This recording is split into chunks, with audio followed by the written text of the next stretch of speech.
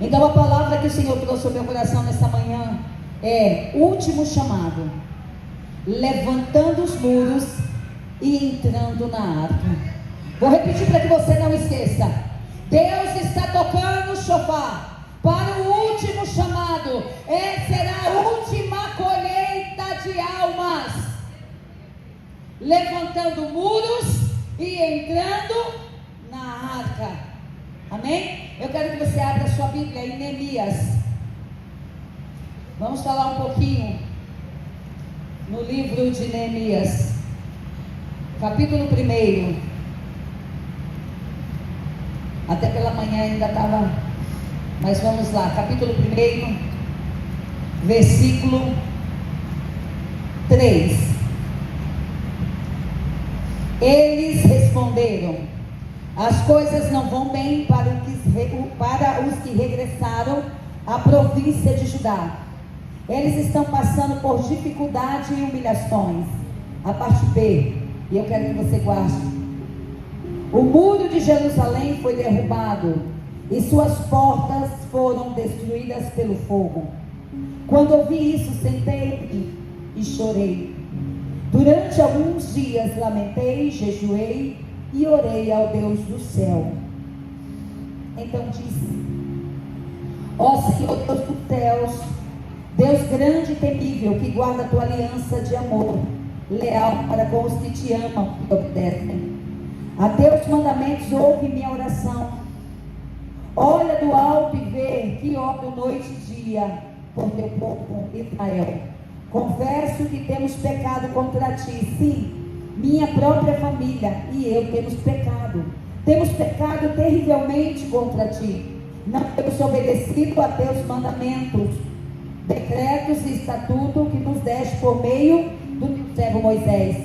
Por favor, lembre-te do que disseste a teu servo Moisés: se forem fiéis a mim, eu os dispersarei entre as nações, mas se voltarem para mim e obedecerem a meus mandamentos e viverem de acordo com eles, então, mesmo que esteja exilado nos confins da terra, eu os reunirei e os trarei de volta ao lugar que escolhi para estabelecer meu nome. O povo que tu resgataste com teu grande poder e com uma forte mão é teu servo. Ó Senhor, por favor, ouve a oração desse teu servo. Ouve a oração dos teus servos que se agradam em te honrar. Peço que me conceda êxito hoje e que o rei me seja favorável. Pai, faço da oração de Neemias a nossa oração. Pecamos contra ti, só contra ti pecamos, ó Pai. E nós nos arrependemos profundamente de tudo aquilo que fazemos que não agrada ao Senhor, porque queremos andar em santidade, queremos andar, Senhor, em conformidade com a Tua palavra. Por isso, meu Deus, perdoa as nossas falhas, perdoa os nossos pecados. Deus, nos usa, Senhor, para ser canal de bênção. Senhor, nos fortalece em meio às guerras que estamos enfrentando e passando. Ajuda-nos, ó Deus, a chegar no lugar determinado que o Senhor já determinou ao nosso respeito, Pai. Fica conosco, é o que eu te peço, para a glória do teu nome. Amém. E graças a Deus. Amém? Poder se aceitar. Vou repetir para que você não esqueça. Último chamado: levantando muros e entrando na arca. O Senhor me deu essa palavra ontem à noite, quando eu saí do culto, porque pensando em tudo que nós estamos vivendo e vendo, nós estamos vendo a última colheita diante dos nossos olhos. Muitas das vezes nós ficamos presos em revelações que foi entregue a nós, que a nação brasileira viveria um grande avivamento. E muitos esperam e aguardam esse avivamento, irmãos. Mas a verdade é que esse avivamento tem acontecido de forma única para cada um de nós, sim ou não? Deus tem nos visitado e tem nos avivado, irmãos, tem nos colocado de pé. Muitas das vezes nós esperamos isso no coletivo, mas a verdade é que muitos estão desapercebidos. Está como o apóstolo Paulo disse: acorda tu dormentes que dorme. Muitos irmãos estão na casa como a dracma perdida, não sabem mais por que estão na casa, não sabem mais por que cultuam, não sabem mais por quê. É porque eu amo os louvores. Não, é porque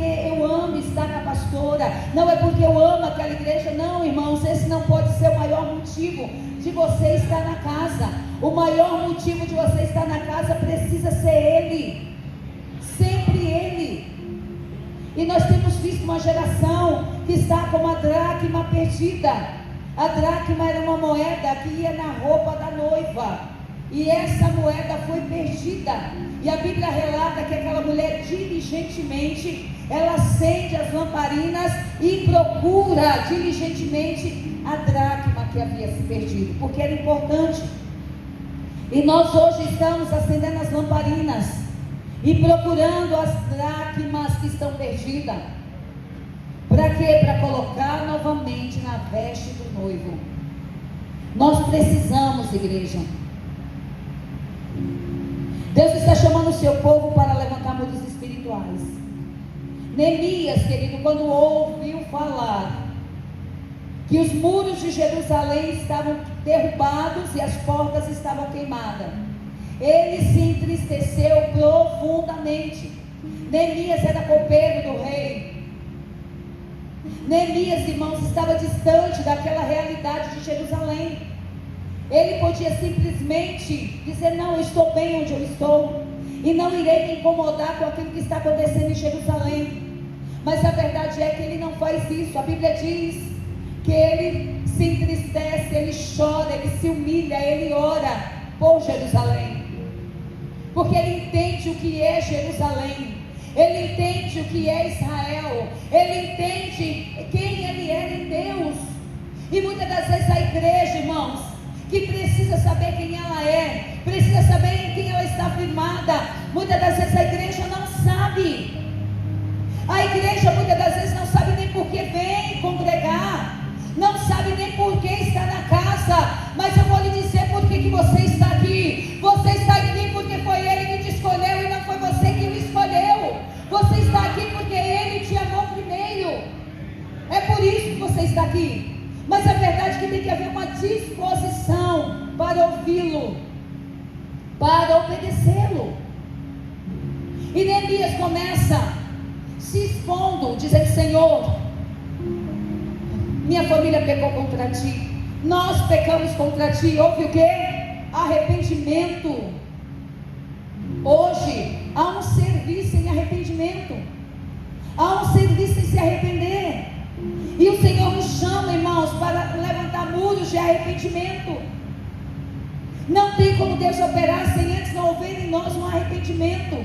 Dizer: Senhor, contra os céus e a terra eu pequei, só contra ti pequei, mas eu me arrependo. Nós precisamos, igreja, levantar muros espirituais. Os muros estão queimados e derrubados espiritualmente falando. Vivemos dias espiritualmente perigosos. A Bíblia revela que à medida que nos aproximamos do fim, os valores espirituais seriam derrubados, sim ou não? A Bíblia revela isso, que quanto mais as dores de partos iriam se intensificar, mais haveria pessoas negligenciando a sua fé, negligenciando o Deus que eles servem. Os valores espirituais seriam derrubados. Muros na Bíblia, irmão, representa proteção, identidade e separação.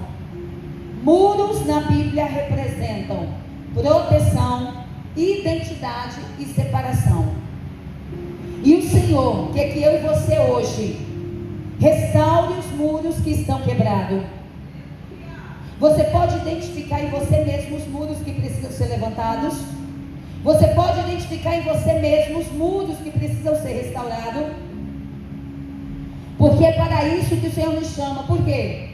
O inimigo entra, irmãos, se os muros não estiverem de pé. Os valores são destruídos pelo inimigo. A identidade é perdida quando os muros caem. Cai a vigilância, cai a santidade, cai o temor a Deus. Foi exatamente isso que aconteceu com Jerusalém. Para que os muros da cidade de Jerusalém tivessem sido queimados e derrubados, o povo havia se afastado de Deus.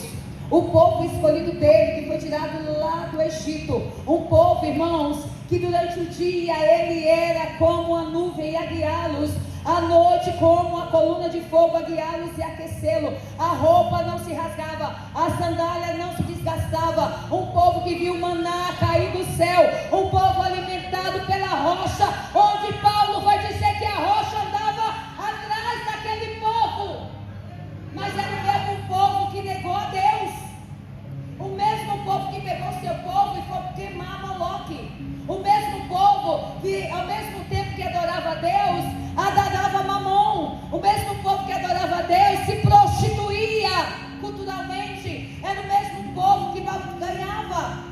E agora eu quero te fazer uma pergunta: qual a diferença hoje? Qual a diferença hoje? A mesma boca que diz glória, glória, é a mesma boca que sai palavra top. A mesma boca, irmãos, que diz Senhor, eu sou fiel, Senhor, eu te amo, é a mesma que depois vai falar mal do seu irmão. Muros que estão caídos, muros que estão derrubados, muros, irmãos, que precisam ser levantados. A identidade da igreja está sendo perdida. Hoje tudo é relativo, Isabel, tudo é relativo.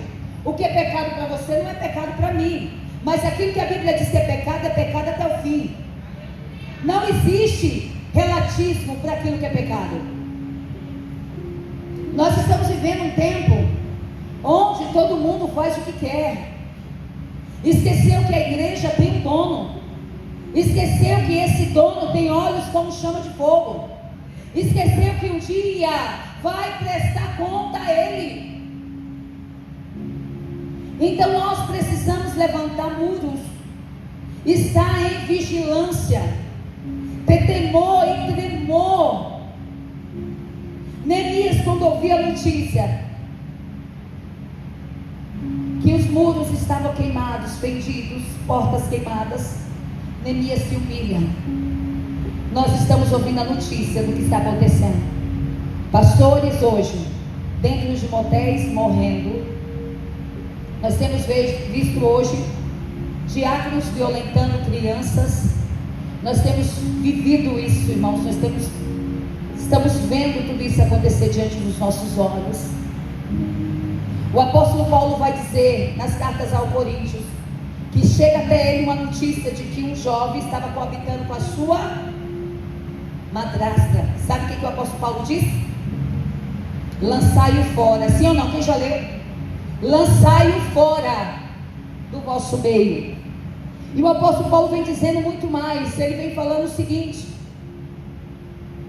que com aqueles que estão no mundo, não tem o que se faça porque estão no mundo, mas aqueles que se dizem de Deus e andar com uma conduta como essa, se afasta deles também. Está escrito. Vamos ler? Está escrito, irmãos, não é da minha cabeça. E agora você vê pessoas querendo sentar em todas as mesas, sentar em todas as mesmas, e não é assim. O apóstolo Paulo diz o seguinte: para aqueles que são ímpios, você pode, porque o ímpio precisa ver Jesus em você, amém? Mas aqueles que se dizem ser cristão, é o que ele está dizendo, aqueles que se dizem ser de Deus, estão praticando coisas que não condiz com a palavra do Eterno. E o Eterno nos chama. Na minha Bíblia está assim: Paulo confronta a imoralidade e o orgulho. Comenta-se por toda parte que há imoralidade sexual em seu meio, imoralidade que nem mesmo os pagãos praticam. Soube de um homem entre vocês que mantém relações sexuais com a própria madrasta. Como pode se orgulhar disso? Deveriam lamentar-se e excluir de sua comunhão o homem que cometeu tamanha ofensa. Embora eu não esteja com vocês em pessoa, estou presente em espírito, e é como se estivesse aí. Já condenei esse homem, em nome do nosso Senhor Jesus. Convoque uma reunião, estarei com vocês em meu espírito, e o poder de nosso Senhor Jesus também estará presente. Entregue este homem a Satanás, para que o corpo seja punido e o espírito seja salvo no dia do Senhor. Não é nada bom se orgulhar disso. Não percebe que esse pecado é como um pouco de fermento que leveda toda a massa? livrem-se do fermento velho, para que seja massa nova, sem fermento. O que de fato são, Cristo, nosso Cordeiro Pascual, foi sacrificado. Por isso celebramos a festa não com fermento velho, fermento com maldade e perversidade, mas com um novo pão de sinceridade e da verdade, sem nenhum fermento. Quando lhe escrevi antes disso, disse que não deveria se... Agora vem a parte que eu quero que vocês fiquem atentos. Quando lhe escrevi antes, disse que não deveria se associar com pessoas que se entregam à imoralidade sexual. Com isso, porém, não me referia a descrente, não me referia a descrente, pessoas que não conhecem a Cristo, que vivem na imoralidade sexual, ou os avarentos. Irmãos, avarento é pecado. Eu já deixei isso claro aqui? Então vou deixar. A avareza é pecado, apegado a bens materiais é pecado, apegado ao dinheiro, meu dinheiro, isso está escrito aqui, avarento, cuidado, irmãos, é pecado. Vamos lá? Com isso, porém, não me refiro a descrentes que vivem em imoralidade sexual, ou são avarentos, ou explorar as pessoas também é pecado, uns aos outros, ou adora ídolos. Vocês teriam que sair desse mundo para evitar pessoas desse tipo. O que eu quero dizer é que, o que eu queria dizer era que vocês não devem se associar a alguém que afirma ser irmão, mas vive em imoralidade. Alguém que se diz ser irmão e vive em imoralidade sexual, ou em avarento, ou adora ídolos, ou insulta pessoas, ou bêbados, ou explora os outros. Nem ao menos coma com gente assim. Não cabe a mim julgar os de fora, mas certamente cabe a vocês julgar os que estão dentro. Deus julgará os de fora, portanto, elimine o mal no meio de vocês. Leia na sua casa, está lá, 1 Coríntios 5, pode ler. A minha tradução está bem mastigada, para que não haja dúvida daquilo que Deus está falando. Se você for buscar no hebraico, no original, é exatamente isso. Mas quantos estão se associando com pessoas dessa forma? Quantos estão agindo dessa forma e querem ser chamados de discípulo e de filho de Deus? Irmãos, escute uma coisa. A trombeta está sendo tocada. Deus está nos chamando para levantar muros de santidade. Deus está nos chamando para levantar muros, irmãos.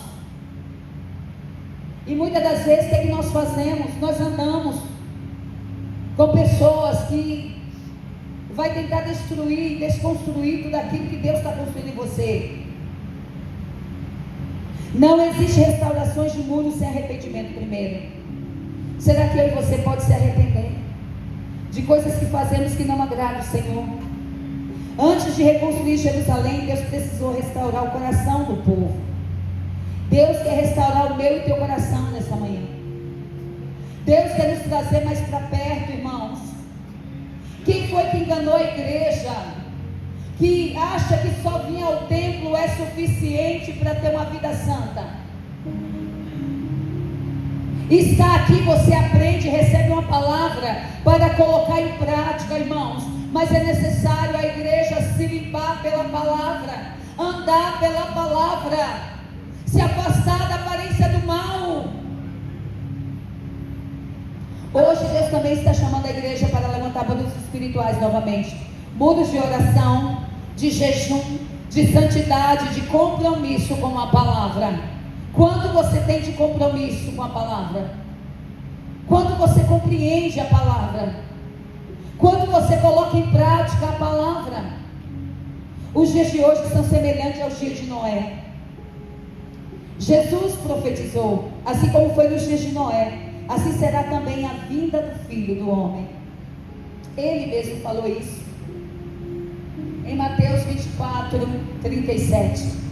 Nos dias de Noé, as pessoas viviam normalmente, ignoravam os avisos e sinais, desprezavam a voz de Deus, comiam, bebiam, casavam, davam-se em casamento e não perceberam, até que veio o dilúvio. Sabe o que está acontecendo hoje? Nós estamos anunciando e tocando as trombetas de que Jesus está voltando, sim ou não? Estamos anunciando, coloca a sua casa em ordem, levante muros espirituais. Mas sabe o que acontece? Muitos não estão ouvindo aquilo que o Senhor está dizendo. Muitos, queridos, não estão dando crédito à pregação do Eterno, à palavra dele. Muitos entram, jubilam, ouvem a palavra, mas quando sai daquele portal para fora, Satanás rouba a palavra do vosso coração. Irmãos, nós cuidamos muito do corpo físico, sim ou não? E está certo você cuidar, fazer um exercício físico, comer uma boa alimentação, sim ou não? Precisa. Mas quanto você tem alimentado o seu espiritual? Porque essa matéria aqui vai apodrecer, vai voltar para a terra. E quanto nós temos alimentado o nosso espírito? Porque espírito, esse sim, volta para Deus o espírito, mas a alma, essa tem uma conta a pagar. E se você dá poder para a sua alma vai te destruir. Porque a alma, querido, ela vai sempre querer dopamina. Quem sabia disso? A alma, ela quer sempre prazer, ela quer sempre dopamina. Então, querido, ele vai te dar prazer barato. Para quê? Para que você fique viciado. E a alma vai dizer, isso mesmo, bora, mais. Se é comida, manda mais. Não é? Se é sexo, faz mais. Se é mentira, mente mais. Ei, vamos, porque a alma gosta disso. A alma, ela vai sempre militar contra o espírito.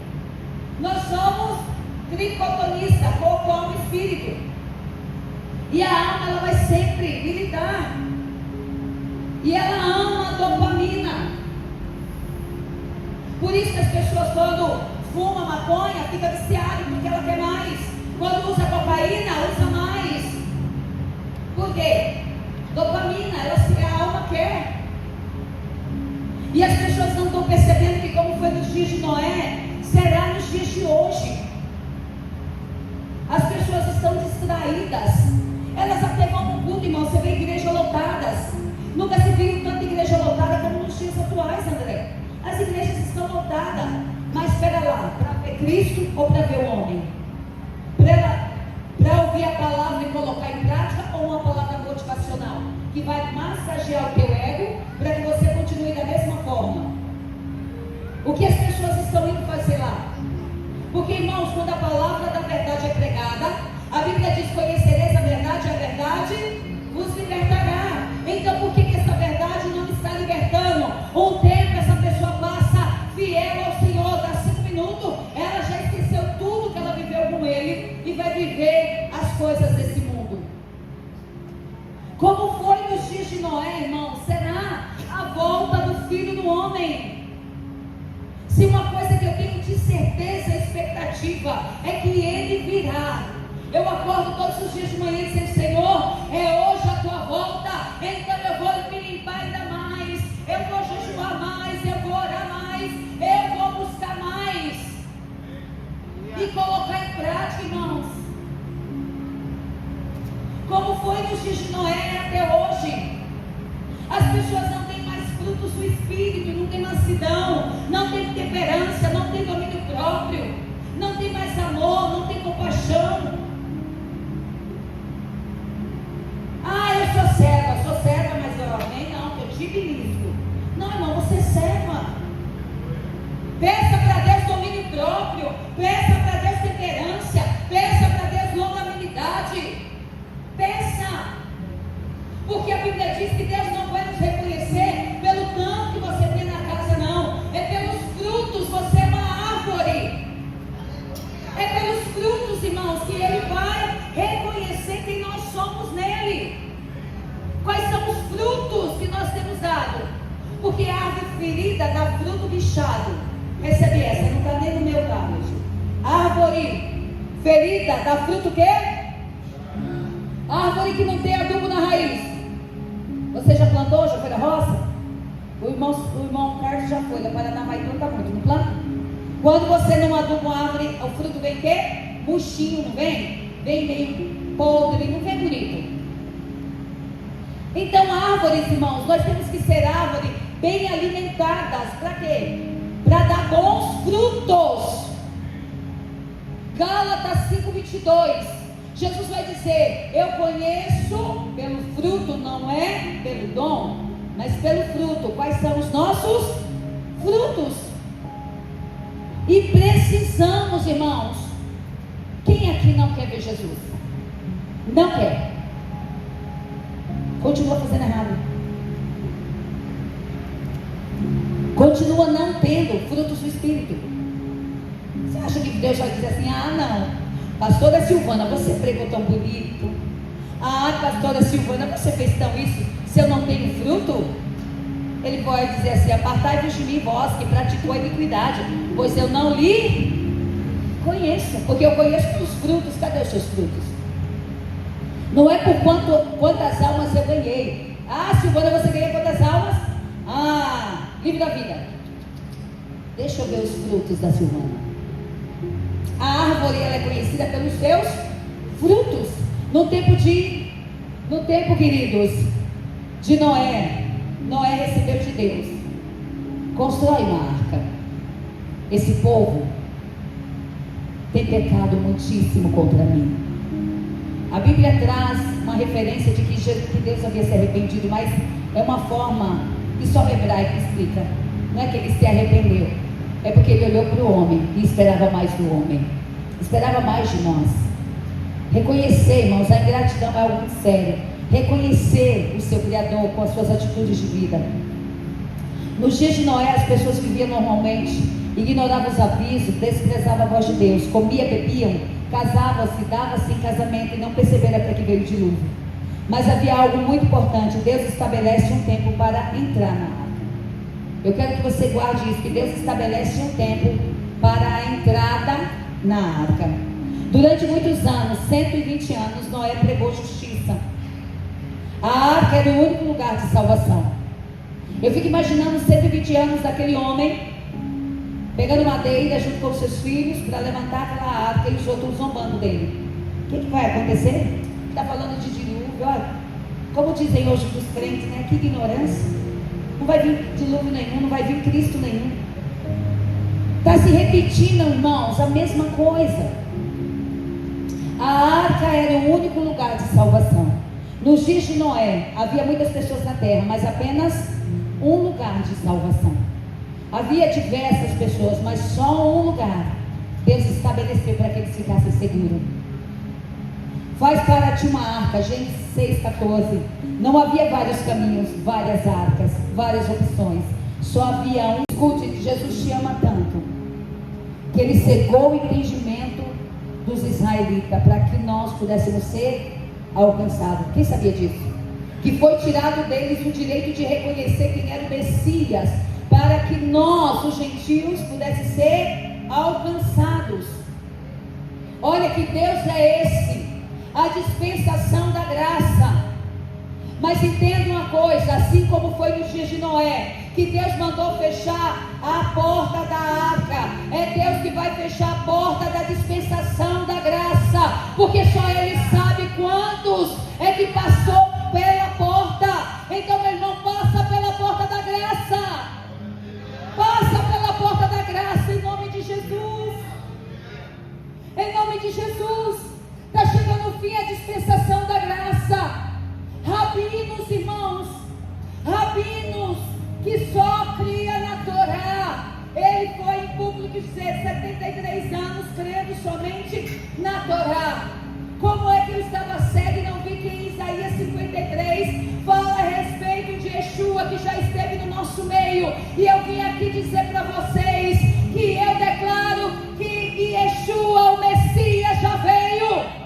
Irmão, sabe o que é isso? Um rabino declarar, e ele chorando e dizendo: mas a minha esposa morreu há 4 anos, sem saber dessa verdade. Rabinos estão se convertendo, iraquianos estão se convertendo através de sonho. E nós, irmãos, que a graça está liberada, o que estamos fazendo com o evangelho da graça? O que estamos fazendo com aquilo que Deus tem nos dado? Deus abriu um período da história para alcançar os gentios. Sabe o que Deus fez? Eu abro um período da história para alcançar você, para me alcançar. E o que nós estamos fazendo com isso? É a hipergraça hoje. Tudo eu posso tudo, não pode não. Seu corpo tem um dono, você não pode não. Nós temos um dono, e nós não podemos andar de qualquer jeito, nem de qualquer maneira, e nem fazer aquilo que quer. Nós precisamos fazer aquilo que a palavra de Deus requer de mim e de você. Deus abriu um período da história para alcançar o gentio, as nações. Esse período é conhecido como dispensação da graça. Mas a Bíblia mostra que esse tempo tem um limite. Quando a plenitude do gentio se completar, Deus voltará a tratar diretamente com Israel. E Deus já está fazendo isso. Ou seja, a porta ainda está aberta, mas não ficará aberta para sempre. Não ficará aberta por muito tempo. O chamado de Deus hoje é: entra na arca. A arca representa proteção e salvação. A porta do gentio, a dispensação da graça, representa muros espirituais sendo levantados. Enquanto o mundo vivia em pecado, havia um lugar seguro. Hoje também existe uma arca, irmãos, espiritual. Cristo é a nossa arca espiritual. Deus está fazendo um último chamado. Levante os muros espirituais, voltem ao arrependimento, entre na arca enquanto a porta está aberta, porque um dia Deus fechará a porta. Deus está tocando o chofar nessa manhã. Deus está tocando o chofar como nos dias de Neemias. Nos ensina a restaurar os muros, Pai. Você pode declarar nessa manhã: nos ensina a restaurar os muros, Senhor. Eu não quero ficar fora da arca. Eu não quero ficar longe, Senhor, da Tua presença. Noé nos ensina a entrar na arca antes que seja tarde demais. Paulo nos alerta sobre os últimos dias. E Romanos nos mostra que há um tempo determinado no plano de Deus. Hoje o Senhor está dizendo: levante os muros da sua vida, restaure a sua comunhão com Deus e entre na arca da salvação. Para finalizar, porque esse pode ser o último chamado. Eu quero chamar o ministério de louvor.